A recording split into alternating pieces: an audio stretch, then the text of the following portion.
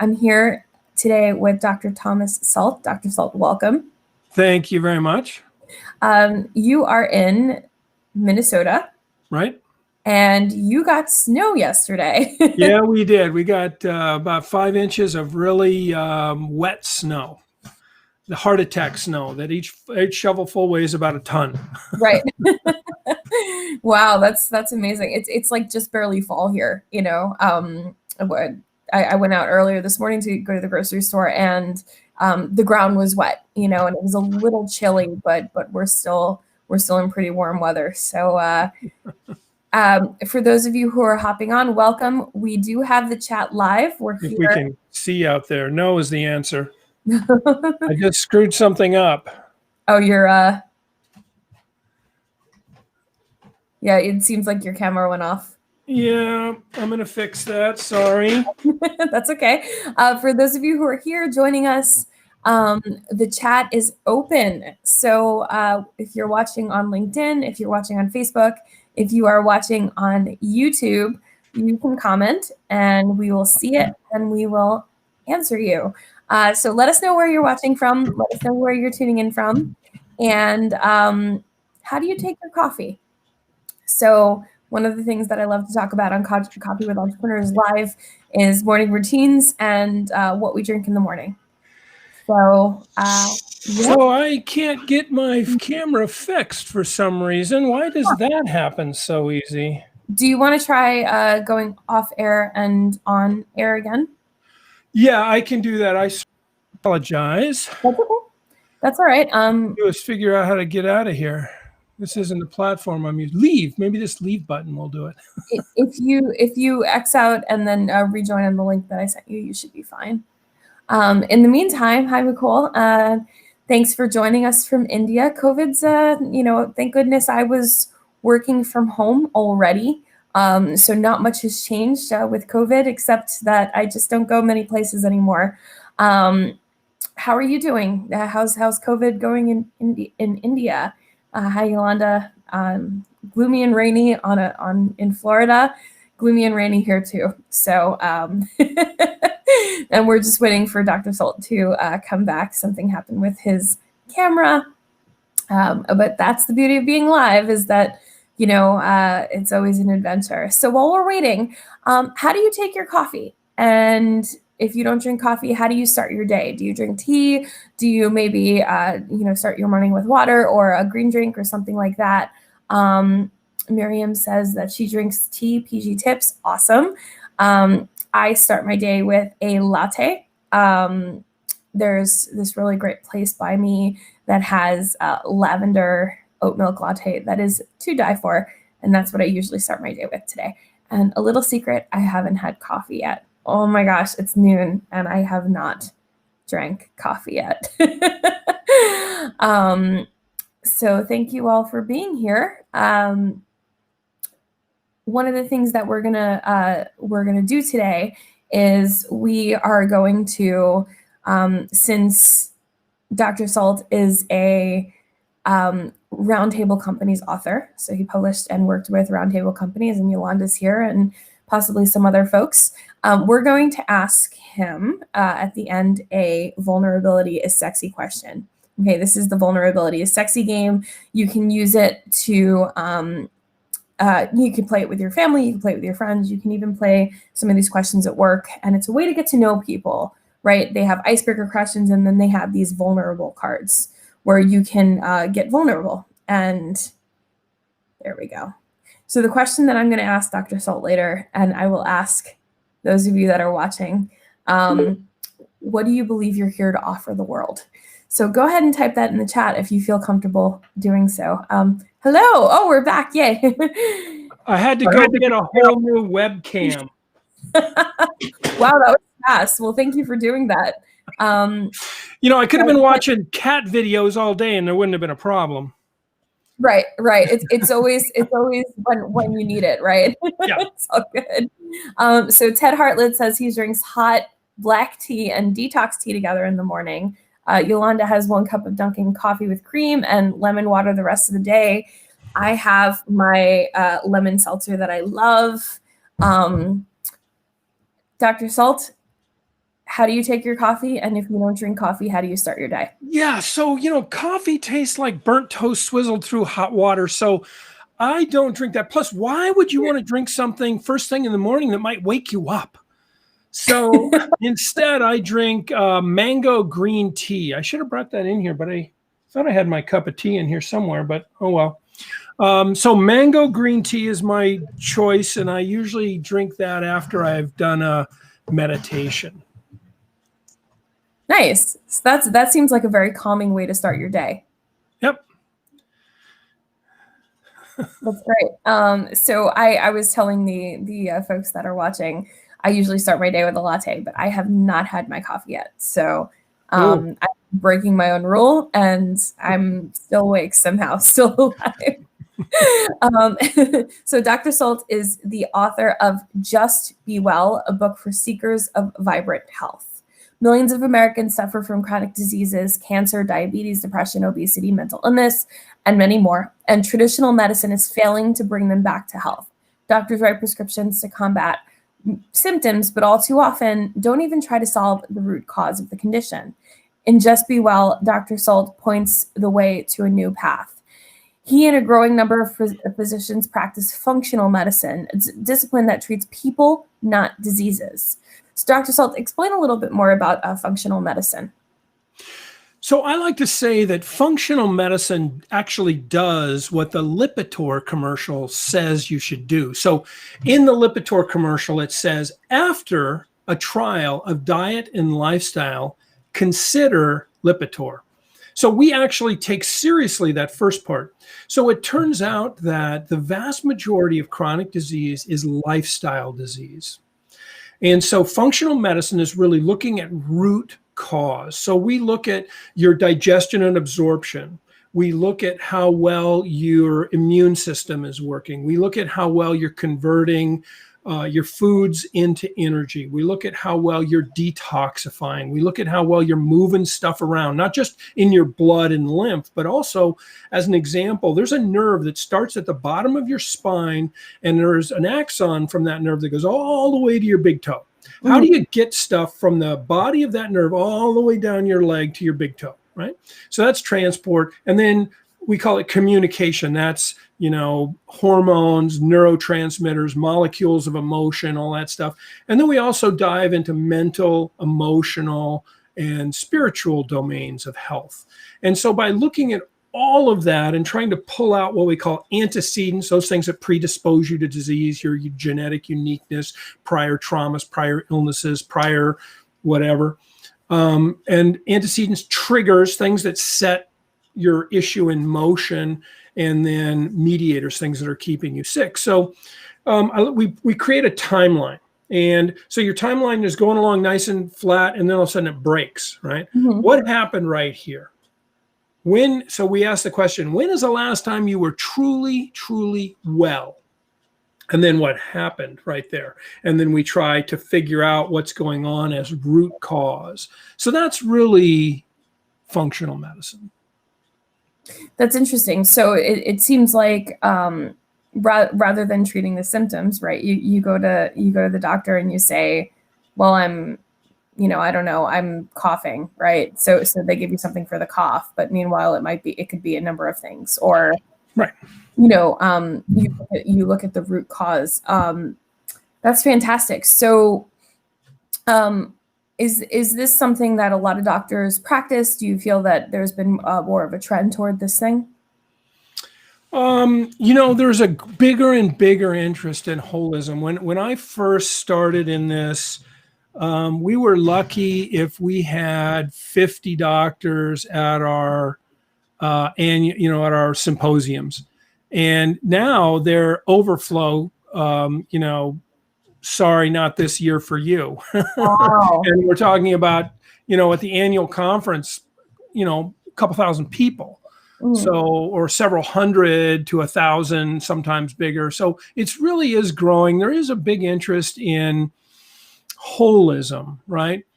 It's, and it's driven by consumers. It's interesting that, like here in Minneapolis, recently a university affiliate dropped one of their holistic clinics because they thought it didn't mesh with their academic model. Well, all over the country, academic places are creating holistic clinics because there are so many people who fit between the cracks. You go to the doctor and you don't quite have MS, but you don't have this and you don't have that. You have some weird neurological thing. And the neurologist says, well, we got to just wait until you declare yourself. Well, patients don't want to wait around for their MS to declare itself, right? They want something done. And, the hardest core evidence-based medicine people might say, well, there's no evidence to support what you do. Well, there's lots of evidence to support diet and lifestyle to support health. And so there isn't maybe evidence to say that this nutritional intervention will treat this disease. But there's a lot of evidence to say that this nutritional intervention will raise your level of wellness. And what we try to do is raise wellness to the point where disease simply can't flourish. And so it's sort of the opposite side of the coin. We've got disease management people, and then we have wellness. And of course, the hardcore medical doctors tend to say, well, wellness is all woo-woo and it isn't real. But that certainly isn't evidence-based. Yeah. So it sounds like if you live a well lifestyle, right, you're much less likely, and there is evidence to this, right? You're less likely to get sick. You're less likely to have your symptoms become something that dominate your life. Sure. So absolutely. Lifestyle, we know, reduces overall risk of illness. There's no question. But it's also true that we all know that one person who gets every cold that comes through town. And we know that other person who never gets the cold, right? And what's unique and different about them? And that's a big foundational piece to functional medicine.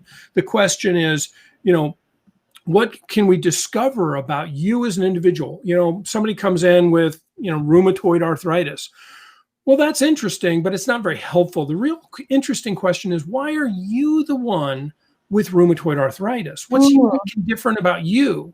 And so we can look at various, lifestyle issues and efficiency of, so almost nobody in America is deficient or seriously deficient in nutrients. Maybe fiber. People are commonly nutriently deficient in fiber, maybe magnesium, maybe a few other things are borderline. But generally, there aren't giant nutritional deficiencies. But many people have nutritional inefficiencies because of their genetic uniqueness. There are things called SNPs. Single nucleotide polymorphism is the big word. And it's just as your unique genetic variants, still normal, but unique to you.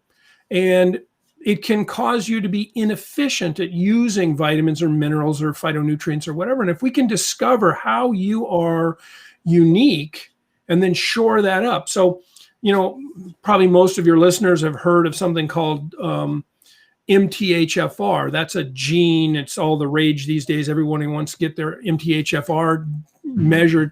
Well, if you have double allele of the wrong MTHFR, you don't use folic acid as efficiently as other people. But we can jump over that metabolic bridge and give you 5-methyl tetrahydrofolate, and suddenly the system works better. So, if you have a methylation problem, which can cause heart disease, it can cause dementia, it can cause all kinds of problems. And we find that we give you this other nutrient, things get better. So it's, that's an oversimplified idea about it, but these are the kinds of things that we look for and do. So what's the first step if somebody wants to come and, raise their overall wellness? What's the first step you take with somebody? So it's all the things we know how to do and don't. So we have this thing we call the functional medicine matrix, and along the bottom are the 5 modifiable lifestyle factors, right? So, the first would be nutrition. So getting a good diet. Well, what's a good diet? It's all the things we know, right? And there's all kinds of wacky diets. There's this extreme diet and that extreme diet, but you want to eat whole foods that were alive recently. Whether it's broccoli that was alive recently, or the chicken that was alive recently, but whole foods that were alive recently. So that's nutrition. Sleep is the first thing to go, and yet probably the most important thing for your health. You need to give yourself an opportunity for 8 hours of sleep every single day. And so that includes math, because people say, well, I'm going to get up at 5 a.m. and I'm going to work out. Right. Okay, well, let's subtract 8 hours from that. And now what time do you have to go to bed? If you're going to go, you can't just go to bed at 12 or 1 and get up at 5 and expect everything's going to be great because you got your workout. Sleep is more important than workout, believe it or not. Sleep will help you lose weight. Right. And, and so on. So, and then what about movement? Well, can you go to the gym and hate every second of it and get exercise? Yes. But what about joyous movement? Whether that means going to a dance, or dancing around your kitchen while you're cooking, or dancing around your house while you're cleaning, or whatever, but joyous movement. And then stress management. Stress causes hormone imbalances, particularly high cortisol, causes weight issues, causes dementia, causes heart problems, causes bone loss, causes all kinds of things. So, doing some kind of stress management. I mentioned meditation. Right now I've got a gizmo. I'm trying to think of the name of my gizmo. I've got a gizmo on my leg that vibrates at certain frequencies to remind me that, well, not to just remind me, but to actually send my autonomic nervous system signals to be calm and that kind of thing. And I use heart rate variability biofeedback devices like the M Wave. So, and then relationships. How many of us talk about our toxic relationships? Got to fix those. And there's several ways to fix them. I went to a conference one time, and the guy on the podium said, every year my wife and I sit down and make a list of people who can just kiss our ass. That's what he said right from the podium. And, it's right. Why are you keeping toxic people in your life? Right. Maybe it's an important relationship that you want to figure out how to repair, but maybe you want to just let it go. So those are the 5 modifiable lifestyle factors. That's fantastic. So it sounds like you do a lot of wearables then, and that's something that's in recent technology. People wear their Apple Watches to take their pulse. They wear the Oura rings and things like that. Is that something that you recommend a lot to your patients? Yes. I'm pulling out a receipt because I can't remember the name of this stupid thing I'm wearing. Oh, yeah, Apollo. It's a little thing that vibrates at different frequencies depending on what you're trying to do. And the M Wave is a heart math biofeedback device. It measures your heart rate variability, which is actually a direct measure of your autonomic nervous system state. And so the way I view that particular device is it shaves years off the learning curve for meditation. You have monks that go to the monastery to learn to meditate, and they're there for years and years and years, and they can do amazing things. Well, they're doing it by trial and error. But if you have feedback, you can learn. It's still trial and error, but you learn much more quickly. That was wrong, so I got to do this. Well, that wasn't quite right, so I got to do this. And that wasn't quite right, so I got to do that. And pretty soon you hone in on the right thing. And that's what this device helps you with. It helps you learn. People have these misunderstandings about meditation that you're supposed to not think. Well, good luck with that. Meditation is about being aware. And being aware of your thoughts. And so, look at this weird thought I'm having that really has no basis in reality. Let's let that go, right? So these devices are not the cure-all. They are devices that help us learn faster. I love it. It's it's something that we've seen over the past 5-7 years. Yeah. Coming up with people wearing these things. And you're right. Now everybody knows what their heart rate is, right? Now everybody knows what you know, how much they're sleeping at night and how much REM sleep they're getting and that kind of thing, you know. And I know for myself, right, sleep is always the first thing to go. Yeah, it is for everybody.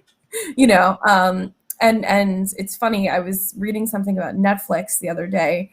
They view their main competitor as sleep. They're not in competition with anybody except for sleep. And so it's something that is in competition with us. And, you know, media companies, they know these things, and they specifically manipulate content to keep you engaged. I mean, that's why, you know, when I was a kid, a TV show started out slow. It started with the introduction and the credits, and it started out slow, and it went to a crescendo and then a conclusion in the last 5 minutes. Sure. But now you watch 5 minutes of the show before the credits even run. They hook you before the credits even run, or the, you know, introduction even runs. That's on purpose. You know, this is neuroscience. The same PhDs that figure out how to keep you pulling the slot machine handle at the casino are working for Google and Netflix and, you know, Facebook and Twitter and yada yada to keep you engaged. That's you know, something that we should all remember, right? Yeah, we should. It's not, you know, we are being manipulated. Yeah. And not in a good way. Right. I mean, I love me a good Netflix binge, but you know. Yeah, no, me too. I mean, me too. As long as it's intentional.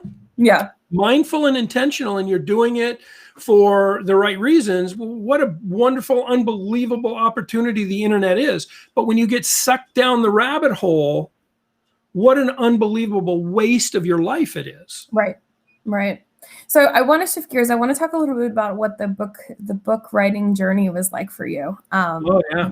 I know you worked with RTC, and I love the folks there, and I would love to hear a little bit about what that journey was like, getting your expertise from, you know, your brain onto the page. So I had been ruminating about a book about functional medicine for years.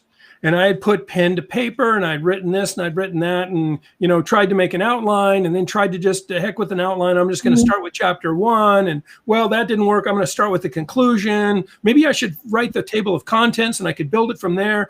And it was a disaster. I mean, I have reams of paper that are disorganized and useless. And so I was looking around for something, and I contacted a few people. And it just didn't feel like they were just basically going to write a book and put my name on it. That's not what I was interested in at all. I wanted to write a book, but I didn't know how to do it. And I'm not a professional writer. I'm a physician. So I got in touch with Corey initially, owner of RTC. And of course, as you know, he's like Mr. Gregarious, outgoing. And I was kind of like this because I'm not.